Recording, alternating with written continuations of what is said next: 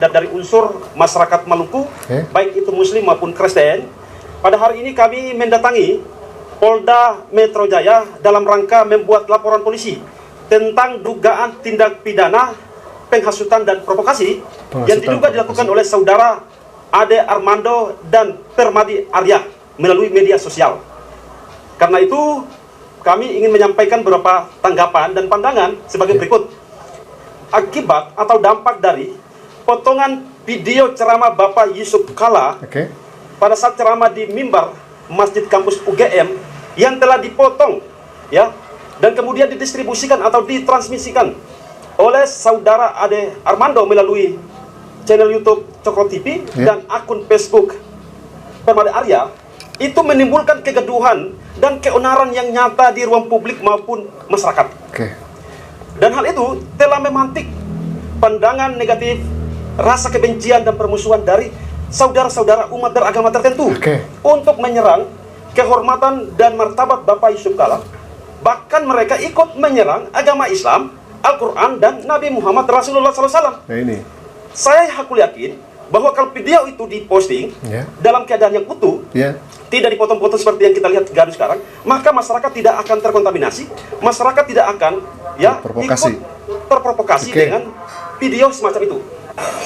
Baik, sebelum ke Pak JK, kita putar videonya dan Abu Janda yang memotong videonya.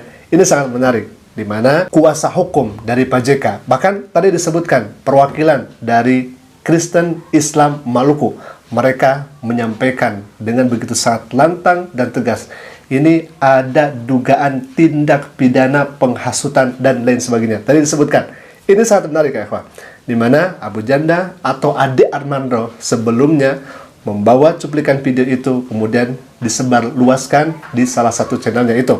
Nah, ini sangat menarik. Kita akan lihat kemudian bagaimana video Abu Janda itu dan kita akan reaksi tentunya bersama. Nah, sebelum kita masuk ke video Abu Janda itu, kita akan lihat terlebih dahulu bagaimana pernyataan dari Pak JK ini. Ini sangat menarik ya, Pak. Armando ngomong senaknya saja. Dibilang lagi bahwa diperintahkan. Siapa yang bilang perintahkan? Perintahkan mati. Nah, enggak itu. Makin gila dia. Jadi apa yang saya sampaikan, dia keadaan pada waktu itu. Jadi semua tadi malah menangis bahwa kalau saya tidak selesaikan, bayangkan mereka. Nah itu pembicaraan tadi. Dan semua sepakat bahwa ini harus dilawan semua yang ngomong macam-macam tuh. Apakah harapannya dengan ada pertemuan tadi ini bisa membuat mereka para pelapor menarik dan mencabut laporan? Saya tidak ada urusan menari atau tidak, pokoknya dia harus paham bahwa apa yang dilaporkan itu semua tidak benar. Apa yang pelakunya sendiri, ketua sinode, Pak Imam, Ustadz yang ada waktu itu yang menyatakan bahwa begini keadaan benar. Nah ini sangat menarik bahwa ketua sinode kala itu yang kemudian masuk ke konflik di Maluku dan ustadznya waktu itu ada yang menyaksikan konflik itu, mereka menyatakan yang sama. Ya benar, sesuai dengan apa yang disampaikan oleh Pak Yusuf Kalla di Masjid UGM itu. Memang keadaan itu sangat pelik. Memang keadaannya seperti itu menurut ketua sinode yang membenarkan pernyataan dari Pak Yusuf Kalla. Sehingga hemat kami ya ikhwah, kalau misalkan Pak Yusuf Kalla ini ingin kemudian dikasuskan, ini akan tertolak mentah-mentah. Dugaan kami seperti itu. Kenapa? Karena yang ada di konflik itu saja, ketua sinode yang beragama Kristen tentunya, itu membela JK. Ini keadaannya memang seperti itu. Waktu di Poso seperti itu. Baik, ini sangat menarik ya. Kita lanjut lagi. Jangan ada Armando ngomong senaknya saja. Dibilang lagi bahwa diperintahkan. Siapa yang bilang perintahkan? Perintahkan mati. Nah, enggak itu. Ini lagi rame pernyataan. Nah ini nih, video dari Abu Janda yang, mohon maaf ya, ini videonya yang dipotong ya Bella. Kemudian disalah tafsirkan. Kan ini sangat bahaya. Nah, kemudian beragam reaksi dari komentarnya yang kata pengacara tadi di awal, itu banyak yang menyinggung Islam di bawah komentarnya itu. Menyinggung Nabi Muhammad SAW. Kan ini memang ngeri-ngeri sedap ya ikhwah. Makanya kita harus cerdas begitu ya. Kita harus melihat situasi itu bukan hanya sepenggal saja. Melihat realita itu bukan hanya secuil saja.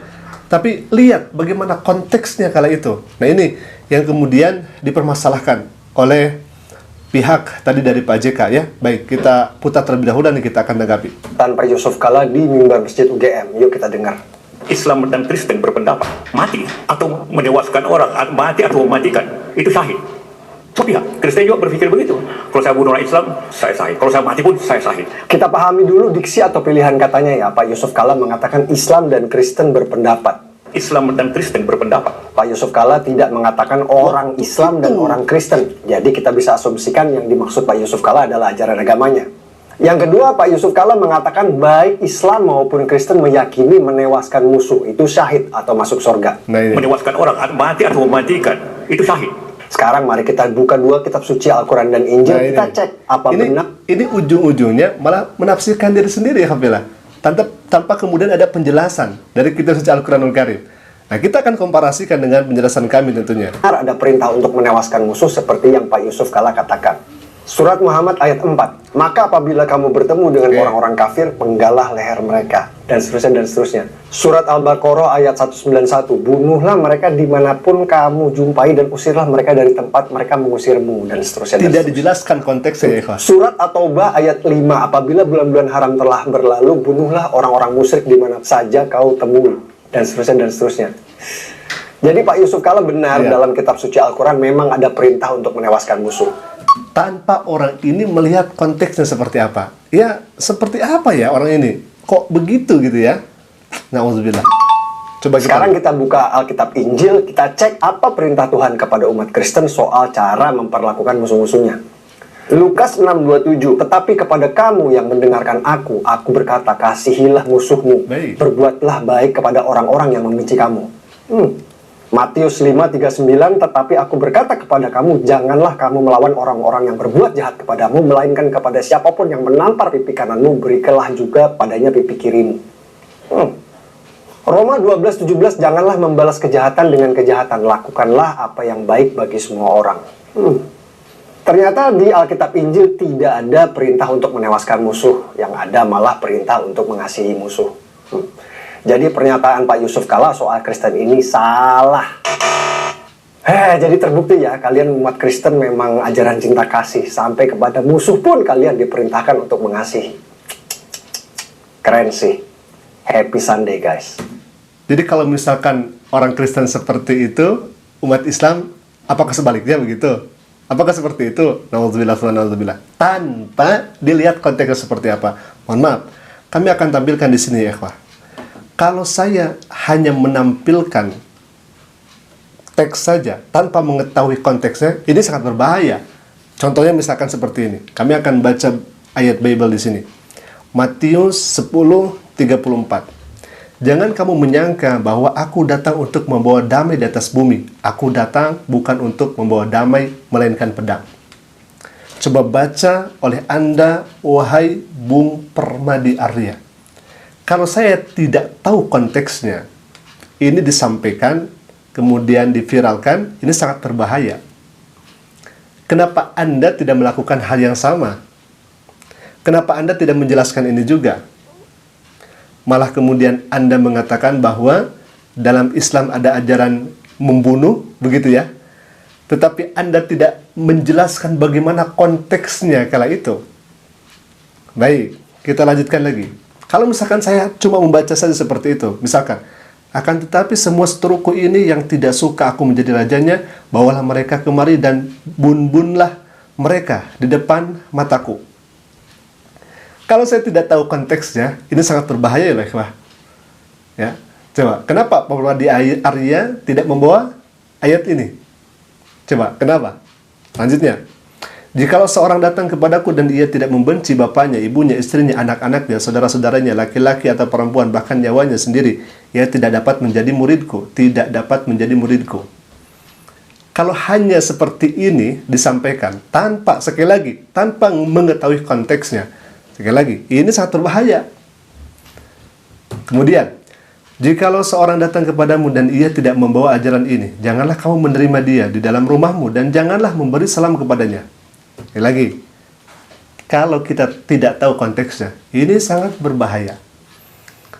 Pertanyaannya, kenapa Anda berani menyampaikan itu, kemudian Anda tidak jujur menyampaikan bagaimana kebenaran yang ada dalam Al-Quran itu? Bahwasanya ayat-ayat yang Anda tampilkan itu sebetulnya konteksnya seperti apa. Kan itu ayat-ayat qital, ayat-ayat di medan pertempuran ya wah. Di mana ketika umat Islam diusir, di mana ketika umat Islam dizalimi, di mana umat Islam diperangi, di mana umat Islam dibunuh dan sebagainya, maka kita memiliki hak agar kita membela. Sehingga Allah berikan caranya nih. Wala ta'dilu, janganlah engkau melampaui batas. Kalau misalkan engkau berperang karena engkau diperangi, jangan kalian melampaui batas. Karena innallaha la yuhibbul mu'tadin. Sesungguhnya Allah itu tidak suka kepada orang yang melampaui batas. Maka diperbolehkan. Dalam rangka apa? Dalam rangka kita membela diri, kita membela nyawa. Kan itu goalnya, itu titik kulminasinya, bahwasanya kita diperbolehkan.